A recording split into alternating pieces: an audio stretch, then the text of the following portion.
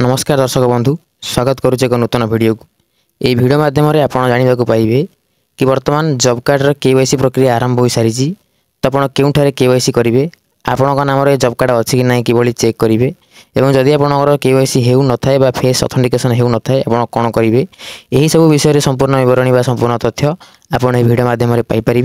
Video को आरंभ करने पूर्व जदि आप चैनल को नुआ आसी तेज आम चैनल को सब्सक्राइब कर पाखे थे बेल आइकन को ऑल कर दिंतु फल आम जब भी ये गुरुत्वपूर्ण वीडियो अपलोड करूँ आपड़ सर्वप्रथम देखिपारे। तो आसत वीडियो को आरंभ करवा। देखो सर्वप्रथम आप जानी कि आप केवाईसी क्योंठारे करेंगे आपण पंचायत जीआरएस आपण घर को आसी केवाईसी करेंगे कि पाखक जाए केवाईसी करेंगे। एवं आपड़ जदि जानी ना कि जॉब कार्ड आप नाम अच्छी कि ना कि नाम जॉब कार्ड अच्छी कि ना आप कि चेक करेंगे आसतु देखा। तो सर्वप्रथम आपणकर जेकोसी एक ब्राउजर गूगल कि क्रोम ब्राउजर को ओपन करूँ और सेटारे सर्च करूँ NREGA ओडिशा। देखो ये लिखे आप सर्च करेंगे और सर्च पर क्लिक कर सारे देखूँ आपन पाखे एमती किसी इंटरफेस शो करुव जो लिखा थी महात्मा गांधी NREGA आपड़ तापर क्लिक करेंगे। तापर क्लिक कर सारे देखूँ आपण पाखे डिस्ट्रिक्ट नेम शो करुव तो आप जो डिस्ट्रिक्ट बिलंग्स कर जो जिले में बास करुँच से जिला पर चयन करेंगे। जिला पर चयन कर सारा देखो आप ब्लॉक मागुव तो जो ब्लॉक आपंकर ब्लॉक नाम टी एंटर करेंगे और ब्लॉक नाम एंटर कर सारा देखो ये आपको शो करुँकर ग्राम पंचायत पंचायत तो आप पंचायत उपर क्लिक करूँ। पंचायत उपर क्लिक कर सारा देखो ये आपको बहुत सारा ऑप्शन देखा मिल जो प्रथम अच्छी R1 job card registration job card related reports. तो एक नंबर रही रजिस्ट्रेशन कास्ट वाइज, 2 रे अच्छी job card not in issue, 3rd रही job card employment register, 4th रही रजिस्ट्रेशन एप्लिकेशन रजिस्टर, 5th रही pending job card to verified.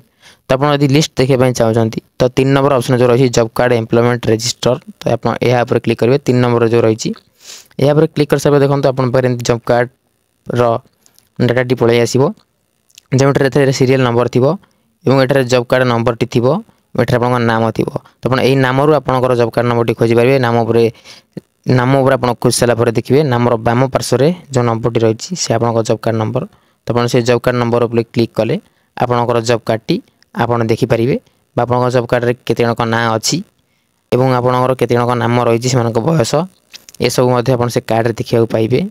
तापर रोचे कौन ना आप जो कहते कि फेस नौ ना फेस ऑथेंटिकेशन नौ ना देखूँ जदि आपण आधार बायोमेट्रिक अपडेट होना तो आपंकर केवाईसी प्रक्रिया रे आपंकर एरर आसुथिबो बा बायोमेट्रिक नॉट डिटेक्टेड मिसमैच ये लिखुथिबो।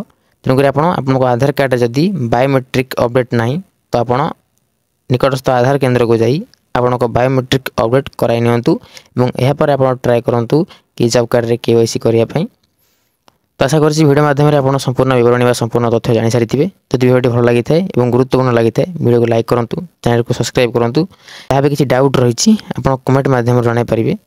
देखा एक नूतन वीडियो से विदाय दिंतु रोज नमस्कार जय जगन्नाथ।